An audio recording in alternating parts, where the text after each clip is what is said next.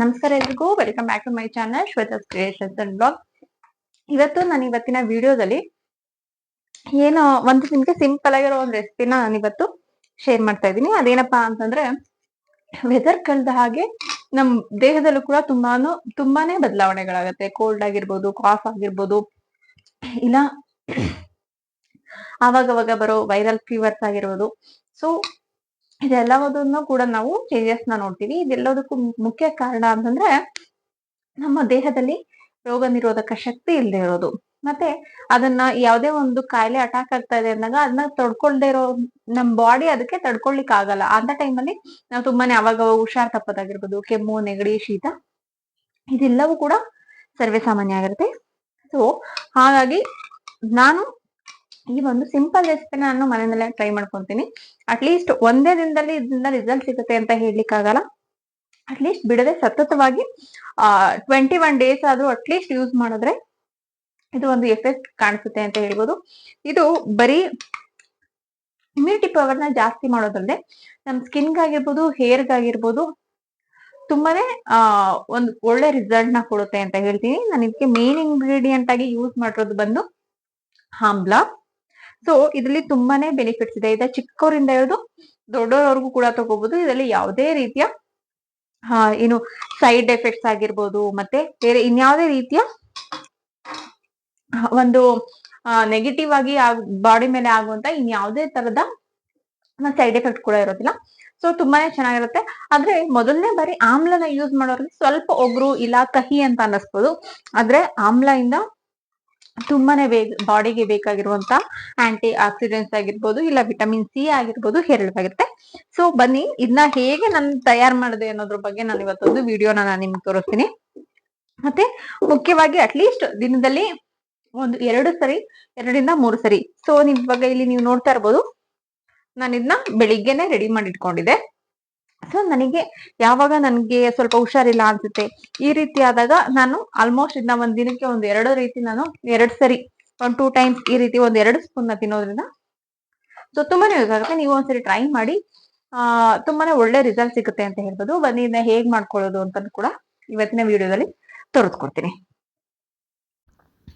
ನಾನಿಲ್ಲಿ 2 ರಿಂದ 3 ಬೆಟ್ಟದ ನೆಲ್ಲಿಕಾಯಿನ ತೊಗೊಂಡಿದ್ದೀನಿ. ನಾನಿಲ್ಲಿ ನಾನು ಒಬ್ಬಳಿಗೆ ಮಾಡ್ಕೊಳ್ತಾ ಇರೋದ್ರಿಂದ ನಾನಿಲ್ಲಿ 2 ಬೆಟ್ಟದ ನೆಲ್ಲಿಕಾಯಿನ ಮಾತ್ರ ಸಣ್ಣ ಸಣ್ಣದಾಗಿ ಇಟ್ಕೊತಾ ಇದ್ದೀನಿ. ನೀವು ಎಷ್ಟು ಜನಕ್ಕೆ ಮಾಡ್ಕೊತಾ ಇದ್ದೀರಾ ಹಾಗೆ 1 ದಿನಕ್ಕೆ 2 ದಿನಕ್ಕೆ ಅದರ ಆಧಾರದ ಮೇಲೆ ನೀವು ಒಂದು 2 ರಿಂದ 3 ನಿಮ್ಗೆ ಎಷ್ಟು ಬೇಕೋ ಅಷ್ಟನ್ನು ಈ ರೀತಿ ಸಣ್ಣ ಸಣ್ಣದಾಗಿ ಕಟ್ ಮಾಡ್ಕೋಬೇಕಾಗುತ್ತೆ. ಇದು ಮೊದಲನೇ ಬಾರಿ ಯೂಸ್ ಮಾಡೋರಿಗೆ ಸ್ವಲ್ಪ ಒಗ್ರು ಅಂತ ಅನ್ನಿಸ್ಬೋದು. ಸೊ ನೀವು ಡೈಲಿ ಯೂಸ್ ಮಾಡೋದ್ರಿಂದ ಇದು ಹೋಗ್ತಾ ಹೋಗ್ತಾ ಅದು ಅಭ್ಯಾಸ ಆಗೋಗ್ಬಿಡುತ್ತೆ. ಇದು ತುಂಬಾ ಸ್ಕಿನ್ ಮತ್ತು ಹೇರ್ಗೆಲ್ಲ ಕೂಡ ತುಂಬಾ ಒಳ್ಳೆ ಬೆನಿಫಿಟ್ಸ್ನ ಕೊಡುತ್ತೆ ಅಂತಲೂ ಹೇಳ್ತಾರೆ. ಸೊ ಹೀಗೆ ನಾನೆಲ್ಲ ಕಟ್ ಮಾಡ್ಕೊಂಡಿರೋ ಆಮ್ಲನ ನಾನು ಈ ರೀತಿ ಒಂದು ಚಿಕ್ಕ ಬೌಲ್ಗೆ ನಾನು ಇಲ್ಲಿ ಟ್ರಾನ್ಸ್ಫರ್ ಮಾಡ್ಕೊತಾ ಇದ್ದೀನಿ. ನೋಡಿ, ಈ ರೀತಿ ಚಿಕ್ಕದಾಗಿ ನಾನು ಕಟ್ ಮಾಡ್ಕೊತಾ ಇದ್ದೀನಿ. ನೀವು ಬೇಕಿದ್ರೆ ಸ್ವಲ್ಪ ದೊಡ್ಡದಾಗೂ ಕೂಡ ಯೂಸ್ ಮಾಡ್ಕೋಬೋದು. ಇಲ್ಲಿ ಮೇಯ್ನಾಗಿ ಬೇಕಾಗಿರೋದು ನಮಗೆ ಕಾಳುಮೆಣಸು. ಅದರ ಬದಲಾಗಿ ನಾನಿಲ್ಲಿ ಕಾಳುಮೆಣಸಿನ ಪುಡಿನ ಹಾಕ್ತಾಯಿದ್ದೀನಿ. ಮತ್ತು ಎರಡನೇ ಇಂಗ್ರೀಡಿಯೆಂಟ್ ಬಂದು ಜೀರಿಗೆ. ಸೊ ನಾನು ಜೀರಿಗೆನ ಪೌಡ್ರ್ ಮಾಡ್ಕೊಂಡಿರುವಂಥ ಜೀರಿಗೆನ ನಾನು ಇದರಲ್ಲಿ ಹಾಕ್ಕೊತಾ ಇದ್ದೀನಿ. ಮೂರನೇದು 1 ಚಿಟಿಕೆಯಷ್ಟು ಉಪ್ಪನ್ನು ನಾನಿಲ್ಲಿ ಸೇರಿಸ್ಕೊತಾ ಇದ್ದೀನಿ. ಮತ್ತು 2 ಟೇಬಲ್ ಸ್ಪೂನ್ನಷ್ಟು ಜೇನುತುಪ್ಪನ ಸೇರಿಸ್ಕೊಂಡು ಈ ರೀತಿ ಇದನ್ನ ನೀಟಾಗಿ ನಾನು ಮಿಕ್ಸ್ ಮಾಡ್ಕೊತಾ ಇದ್ದೀನಿ. ಸೊ ಇಷ್ಟೇ ಅತಿ ಕಡಿಮೆ ಪ್ರಮಾಣದ ಆಗಿರುತ್ತೆ. ಮತ್ತು ಈ ಎಲ್ಲ ವಸ್ತುಗಳು ಕೂಡ ನಮ್ಮ ಮನೆಯಲ್ಲೇ ಲಭ್ಯವಾಗಿರೋಂಥ ವಸ್ತುಗಳು ಕೂಡ ಆಗಿರುತ್ತೆ. ಸೊ ಹಾಗಾಗಿ ನಾವು ಇದನ್ನ ಮಾಡ್ಕೊಳ್ಳೋದು ಕೂಡ ತುಂಬ ಈಸಿ ಕೂಡ ಆಗುತ್ತೆ ಅಂತ ಭಾವಿಸಿದ್ದೀನಿ. ಸೊ ಇದೆಲ್ಲನೂ ಮಿಕ್ಸ್ ಮಾಡಿಕೊಂಡು ನಾವು ಬೆಳಿಗ್ಗೆ ಮಾಡ್ಕೊತೀವಿ ಅಂತಂದ್ರೂ ಕೂಡ ನಾವು ಮಿಕ್ಸ್ ಮಾಡಿ ಇಟ್ಕೊಂಡು ನಮ್ಗೆ ಯಾವಾಗ ಬೇಕೋ ಆವಾಗ ನಾವು ಇದನ್ನ ತಿನ್ಬೋದು. ಇಲ್ಲ ಅಂತಂದರೆ ನೈಟ್ ಕೂಡ ಮಾಡಿಟ್ಟು ಬೆಳಿಗ್ಗೆ, ಮಧ್ಯಾಹ್ನ, ಸಂಜೆ ಈ ರೀತಿಯೂ ಕೂಡ ನಾವು ಯೂಸ್ ಮಾಡ್ಬೋದು. ನನಗಂತೂ ಟೇಸ್ಟ್ ತುಂಬಾ ಇಷ್ಟ ಆಯಿತು. ನಾನು ಅವಾಗವಾಗ ಇದನ್ನು ಮಾಡ್ಕೊಂಡು ಸೊ ಇದರಲ್ಲಿ ಏನೇನೆಲ್ಲ ಅಡ್ವಾಂಟೇಜಸ್ ಇದೆ ಅನ್ನೋದು ಕೂಡ ನಾನು ನಿಮ್ಗೊಂದು ಲಿಸ್ಟ್ ಕೂಡ ಮಾಡಿದ್ದೀನಿ. ಸೊ ಅದನ್ನು ಕೂಡ ಎಕ್ಸ್ಪ್ಲೇನ್ ಮಾಡ್ತೀನಿ. ನಿಮ್ಗೆ ಏನೋ ಡೌಟ್ ಇರೋ ಬೇಕಾದ್ರೆ ನೀವು ಒಂದ್ಸರಿ ಗೂಗಲ್ ಅಲ್ಲಿ ಬೇಕಾದ್ರೆ ಚೆಕ್ ಮಾಡ್ಬೋದು. ಸೊ ನಾನು ಇದರಲ್ಲಿ ಮೇನ್ ಇಂಗ್ರೀಡಿಯೆಂಟ್ ಆಗಿ ಯೂಸ್ ಮಾಡಿರೋದು ಬಂದು ಆಮ್ಲ. ಆಮ್ಲದಲ್ಲಿ ವಿಟಮಿನ್ ಸಿ ಇದೆ, ಮತ್ತೆ ನಮ್ ಇಮ್ಯುನಿಟಿ ಸಿಸ್ಟಮ್ ನ ಬೂಸ್ಟ್ ಮಾಡುತ್ತೆ.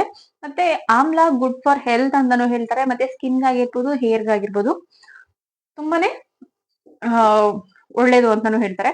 ಇದರಲ್ಲಿ ಸೋರ್ಸ್ ಆಫ್ ಫೈಬರ್ ಕೂಡ ಇದೆ ಅಂತ ಹೇಳ್ತಾರೆ. ಮತ್ತೆ ಡಯಾಬಿಟಿಸ್ ಪೇಷಂಟ್ಗೆ, ಯಾರಿಗೆ ಹೈ BP, ಹೈ ಶುಗರ್ ಇದೆ ಅವರಿಗೆ ಆಮ್ಲ ತುಂಬಾ ಒಳ್ಳೇದು ಅಂತಾನು ಹೇಳ್ತಾರೆ. ಮತ್ತೆ ನಾನಿಲ್ಲಿ ಎರಡನೇದಾಗಿ ಬಳಸಿರುವಂತ ಇಂಗ್ರೀಡಿಯೆಂಟ್ ಬಂದು ಪೆಪ್ಪರ್. ಪೆಪ್ಪರ್ ಬಂದು ಆ ನಮ್ಗೆ ಜೀರ್ಣಕ್ರಿಯೆ ಅಂದ್ರೆ ಡೈಜೆಷನ್ ಮಾಡೋದಕ್ಕೆ ಹೆಲ್ಪ್ ಆಗುತ್ತೆ, ಮತ್ತೆ ಮೆಟಬಾಲಿಸಮ್ ನ ಇಂಪ್ರೂವ್ ಮಾಡುತ್ತೆ, ಮತ್ತೆ ಬ್ರೈನ್ ಫಂಕ್ಷನ್ ನ ಆ ಇಂಪ್ರೂವ್ ಮಾಡುತ್ತೆ ಅಂತಾನು ಹೇಳ್ತಾರೆ. ಇದರಲ್ಲಿ ಆಂಟಿ ಆಕ್ಸಿಡೆಂಟ್ ಆಗಿದೆ, ಮತ್ತೆ ರಿಡ್ಯೂಸ್ ಇನ್ಫ್ಲಮೇಷನ್ ಅಂತಾನು ಕೂಡ ಹೇಳಲಾಗುತ್ತೆ. ವಿಟಮಿನ್ಸ್ ಬಂದು ಎ ಮತ್ತೆ ಸಿ ರಿಚ್ ಆಗಿರೋದ್ರಿಂದ ಇದು ಕೂಡ ನಮ್ಮ ದೇಹಕ್ಕೆ ತುಂಬಾನೇ ಒಳ್ಳೇದು ಅಂತಾನು ಹೇಳಲಾಗುತ್ತೆ. ಮತ್ತೆ ನಾನು ಥರ್ಡ್ ಇಂಗ್ರೀಡಿಯಂಟ್ ಅಂತ ಹೇಳ್ಬಿಟ್ಟು ನಾನಿಲ್ಲಿ ಜೀರಾನ ಯೂಸ್ ಮಾಡಿದೀನಿ.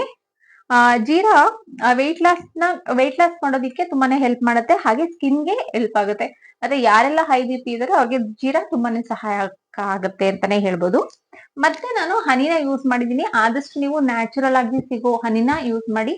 ಅಂಗಡಿಯಲ್ಲಿ ಸಿಗೋ ಪ್ರಾಡಕ್ಟ್ ಗಿಂತ ನೀವು ಮನೆಯಲ್ಲೇ ತಯಾರಿಸುವಂತಹ ಹನಿನ ಯೂಸ್ ಮಾಡೋದ್ರಿಂದ ತುಂಬಾನೇ ಒಳ್ಳೆ ರಿಸಲ್ಟ್ ಸಿಗುತ್ತೆ ಅಂತಾನೆ ಹೇಳ್ಬೋದು. ಅದರಲ್ಲಿ ನ್ಯಾಚುರಲ್ ಸ್ವೀಟ್ನೆಸ್ ಇರೋದಲ್ದೆ ಯಾರೆಲ್ಲ ಡಯಾಬಿಟಿಸ್ ಇದಾರೆ ಅವರೆಲ್ಲರಿಗೂ ಕೂಡ ಡಯಾಬಿಟಿಸ್ ಕಂಟ್ರೋಲ್ ಮಾಡ್ಲಿಕ್ಕೆ ಹೆಲ್ಪ್ ಮಾಡುತ್ತೆ, ಮತ್ತೆ ಕೊಲೆಸ್ಟ್ರಾಲ್ ನ ಕಂಟ್ರೋಲ್ ಮಾಡ್ಲಿಕ್ಕೆ ಹೆಲ್ಪ್ ಮಾಡುತ್ತೆ, ಮತ್ತೆ ಹಾರ್ಟ್ ಹೆಲ್ತ್ಗೆ ಇದು ತುಂಬಾನೇ ಒಳ್ಳೇದು ಅಂತಾನೆ ಹೇಳ್ತಾ ಇದ್ದೀನಿ. ಮತ್ತೆ ಇದಲ್ದೇನೆ ನಿಮ್ಗೆ ಕೊನೆಯದಾಗಿ ಒಂದ್ ವಿಷಯ ಹೇಳ್ಬೇಕು ಅಂತ ಇಷ್ಟಪಡ್ತೀನಿ. ಯಾರೆಲ್ಲ ಆಮ್ಲನ ಯೂಸ್ ಮಾಡಬಾರ್ದು ಅಂತ ಹೇಳಿ. ಸೊ ಆಮ್ಲ ದೇಹಕ್ಕೆ ಒಳ್ಳೇದು ನಿಜ, ಆದ್ರೆ ತುಂಬಾ ಜನ ಯಾರ್ಯಾರೆಲ್ಲ ಈ ರೀತಿಯ ಇದಿರ್ತಾರಲ್ಲ, ಏನಂತ ಹೇಳ್ತಾರೆ, ಲೋ ಬ್ಲಡ್ ಶುಗರ್ ಮತ್ತೆ ಲೋ ಬಿ ಪಿ ಯಾರಿರ್ತಾರಲ್ಲ, ಏಕೆಂದ್ರೆ ಇದು ಬಿ ಪಿ ಮತ್ತೆ ಶುಗರ್ ನ ಕಡಿಮೆ ಮಾಡೋದ್ರಿಂದ ಆಲ್ರೆಡಿ ಬಿ ಪಿ ಮತ್ತೆ ಶುಗರ್ ನಿಂದ ಬೆಳ್ತಿರೋರ್ಗೆ ಇದು ಸೈಡ್ ಎಫೆಕ್ಟ್ ಆಗುತ್ತೆ ಅಂತಂದ್ರೆ, ಮತ್ತೆ ಇನ್ನ ಬಿ ಪಿ ಲೋ ಶುಗರ್ ಕಡಿಮೆ ಆಗೋದ್ರಿಂದ ಕೂಡ ಇದು ಎಫೆಕ್ಟ್ ಆಗುತ್ತೆ ಅಂತ ಹೇಳ್ಬೋದು. ಮತ್ತೆ ಕಿಡ್ನಿ ಇಶ್ಯೂ ಇರೋರ್ಗೆ, ಯಾರೆಲ್ಲ ಕಿಡ್ನಿ ಇಶ್ಯೂ ಇಂದ ಬಳಲ್ತಿದಾರೆ ಅವರಿಗೆ ಇದು ಆಮ್ಲ ಒಳ್ಳೇದಲ್ಲ. ಮತ್ತೆ ಆಸಿಡಿಟಿ, ಯಾರಿಗೆಲ್ಲ ಆಲ್ರೆಡಿ ಗ್ಯಾಸ್ಟ್ರಿಕ್ ಪ್ರಾಬ್ಲಮ್ ಇದೆ ಅವ್ರಿಗೆ ಇದು ಒಳ್ಳೇದಲ್ಲ ಅಂತ ಹೇಳಲಿಕ್ಕೆ ಇಷ್ಟಪಡ್ತೀನಿ. ಮತ್ತೆ ಇದರಲ್ಲಿ ಜೇನುತುಪ್ಪ ಮಿಕ್ಸ್ ಮಾಡಿರೋದ್ರಿಂದ ಆದಷ್ಟು ಇದನ್ನ ರೆಫ್ರಿಜರೇಟ್ ಮಾಡೋದನ್ನ ಕಡಿಮೆ ಮಾಡಿ, ಬಿಕಾಸ್ ಇದನ್ನ ರೆಫ್ರಿಜರೇಟ್ ಮಾಡಬಾರ್ದು ಅಂತಾನೂ ಕೂಡ ಹೇಳ್ತಾರೆ. ಸೊ ಹಾಗಾಗಿ ಆದಷ್ಟು ಹೊರಗಡೆನೆ ಇಟ್ಟು 1-2 ದಿನದವರೆಗೂ ನೀವು ಇದನ್ನ ಆರಾಮಾಗಿ ಯೂಸ್ ಮಾಡ್ಬೋದು. ರೆಫ್ರಿಜರೇಟ್ ಮಾಡಿದ್ರೆ ಏನಿದೆಯಲ್ಲ ಅದು ಜೇನುತುಪ್ಪನ ಹಾಕಿದೀವಲ್ಲ ಅದು ಅದ್ರ ಎಲ್ಲಾ ಸತ್ವನು ಕೂಡ ಕಲ್ತ್ಕೊಳ್ಳುತ್ತೆ. ಸೊ ಹಾಗಾಗಿ ರೆಫ್ರಿಜರೇಟ್ ಮಾಡದೆ ಆರಾಮಾಗಿ ನೀವು ಏನು ರೂಮ್ ಟೆಂಪರೇಚರ್ ಅಲ್ಲೇ ಇಟ್ಟು ಯೂಸ್ ಮಾಡೋದ್ರಿಂದ ತುಂಬಾನೇ ಚೆನ್ನಾಗಿ ಸೊ ಅದಲ್ಲದೆ ಬೇರೆ ಯಾರೆಲ್ಲ ಇದಾರೋ ಅವರೆಲ್ಲ ಕೂಡ ಯೂಸ್ ಮಾಡ್ಬೋದು. ಅದರಲ್ಲೂ ಈ ರೀತಿಯ ವೆದರ್ ಅಲ್ಲಿ ಯೂಸ್ ಮಾಡೋದ್ರಿಂದ ತುಂಬಾನೇ ಒಳ್ಳೆ ರಿಸಲ್ಟ್ ಕೂಡ ಸಿಗುತ್ತೆ. ಒಂದ್ಸರಿ ಟ್ರೈ ಮಾಡಿ ಹೇಗಿತ್ತು ಅಂತ ಹೇಳಿ ತಿಳಿಸಿ. ಒಂದು ದಿನಕ್ಕೆ ಇದು ಯಾವ್ದು ಮಿರಾಕಲ್ ಆಗೋದಿಲ್ಲ, ಅಟ್ಲೀಸ್ಟ್ 1 ತಿಂಗಳು 21 ದಿನನಾದ್ರೂ ಮಿನಿಮಮ್ ಯೂಸ್ ಮಾಡ್ಲೇಬೇಕು ಅಂತ ಹೇಳ್ತೀನಿ. ಸೊ ಮೊದಲನೇದಾಗಿ ಯಾರೆಲ್ಲ ನನ್ನ ಚಾನಲ್ ನೋಡ್ತಾ ಇದ್ದೀರಾ ದಯವಿಟ್ಟು ನನ್ನ ಚಾನಲ್ಗೆ ಸಬ್ಸ್ಕ್ರೈಬ್ ಮಾಡ್ಕೊಂಡು ನೋಡಿ. ನಿಮ್ಮ ಅನಿಸಿಕೆ ಅಭಿಪ್ರಾಯ ಏನೇ ಇದ್ರು ಕೂಡ ಕಮೆಂಟ್ ಸೆಕ್ಷನ್ ಅಲ್ಲಿ ತಿಳಿಸಿ. ಹಾಗೆ ಇಷ್ಟ ಆಯ್ತು ಅಂತ ಲೈಕ್ ಮಾಡಿ ಅಂತ ಹೇಳ್ತಾ ಇವತ್ತಿಗೆ ಈ ವಿಡಿಯೋ ಮುಗಿಸ್ತಾ ಇದ್ದೀನಿ. ಮತ್ತೆ ಮುಂದಿನ ವಿಡಿಯೋದಲ್ಲಿ ಹೊಸ ಕಂಟೆಂಟ್ ಜೊತೆ ಸಿಗ್ತೀನಿ. ಅಲ್ಲಿವರೆಗೂ ಎಲ್ರಿಗೂ ನಮಸ್ಕಾರ.